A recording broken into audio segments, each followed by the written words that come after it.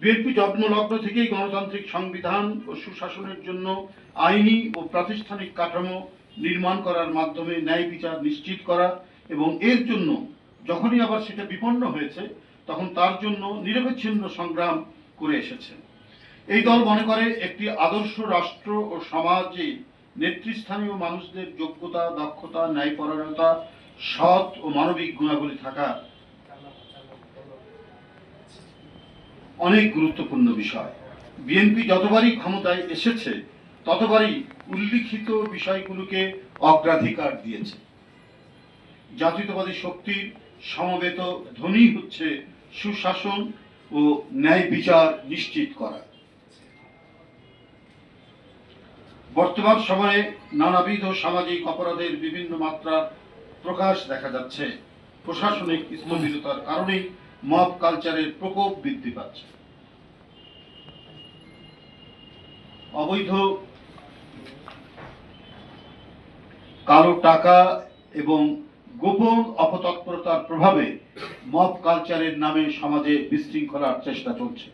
আবার অন্যদিকে অত্যন্ত পরিকল্পিতভাবে প্রযুক্তি ব্যবহার করে স্বার্থান্বেষী মহল বিএনপির নামে সামাজিক যোগাযোগ মাধ্যমে নানা অপপ্রচার চালাচ্ছে। এই পরিকল্পিত অপপ্রচার, অপতৎপরতা, কৃত্রিমভাবে তৈরি সামাজিক অশান্তি ও গণতন্ত্রের পথ চলাকে বাধাগ্রস্ত করা এবং নির্বাচন পেছানোর সুদূর প্রসারী পরিকল্পনা বলে জনগণ মনে করে। শেখ হাসিনার আমলে অদ্ভুত উন্নয়নের বয়ানের মতো এখন নির্বাচন পেছানো নিয়ে নানা ধরনের বয়ান দেয়া হচ্ছে। সাংবাদিক বন্ধুরা, বিএনপির নাম ভাঙিয়ে যারা অপকর্মের সাথে জড়িত তাদের বিরুদ্ধে তাৎক্ষণিকভাবে দল থেকে সাংগঠনিক ব্যবস্থা গ্রহণ করে আসা হচ্ছে। দলের ভেতরে থাকা অপকর্মের সাথে যুক্ত হলে, দলের ভেতরে থাকা কোনো ব্যক্তি অপকর্মের সাথে যুক্ত হলে তাকে কোনোভাবেই ছাড় দেওয়া হচ্ছে না। ইতিমধ্যে বেশ কিছু নেতাকর্মীকে বহিষ্কার, অব্যাহতি প্রদান, পদ স্থগিত, কারণ দর্শানোর নোটিশ প্রদান করা হয়েছে।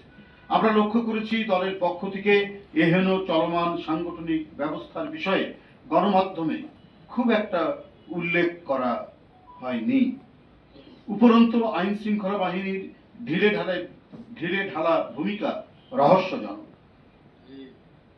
দলের পক্ষ থেকে বারবার অপরাধী ও বিশৃঙ্খলাকারীদের বিরুদ্ধে আইনি ব্যবস্থা গ্রহণের জন্য বলা হলেও প্রশাসন নির্বিকার থাকছে। আমরা অনেককেই বলছি, টেলিফোন করে বলছি যে এই এবং তারা বিএনপির নাম ভাঙিয়ে কাজ করছে, কিন্তু আমরা পুলিশ প্রশাসন বা প্রশাসনের কাউকে বললে করে তারা নানা অজুহাত দিয়ে সেটাকে ডাইভার্ট করার চেষ্টা করছে। এর কারণ কি আমরা বুঝতে পারছি না। দুষ্কৃতিকারীদের বিরুদ্ধে আইনি ব্যবস্থা গ্রহণের জন্য দল থেকে প্রশাসনের সাথে যোগাযোগ করা হলেও প্রশাসন কোনো সহযোগিতা করছে না। অন্তর্বর্তীকালীন সরকার ক্ষমতাসীন হওয়ার পর থেকে এখন পর্যন্ত পুলিশ প্রশাসন খুব একটা সক্রিয় হয়নি, বরং কোনো কোনো ক্ষেত্রে কেউ কেউ উদ্দেশ্য প্রণোদিতভাবে কলকাঠি নাড়ছেন বলে স্পষ্টত প্রতীয়মান হয়। এরকম পরিস্থিতি চলতে থাকলে সমাজ, সংস্কৃতি, সভ্য আচরণ বিপন্ন হয়ে পড়বে।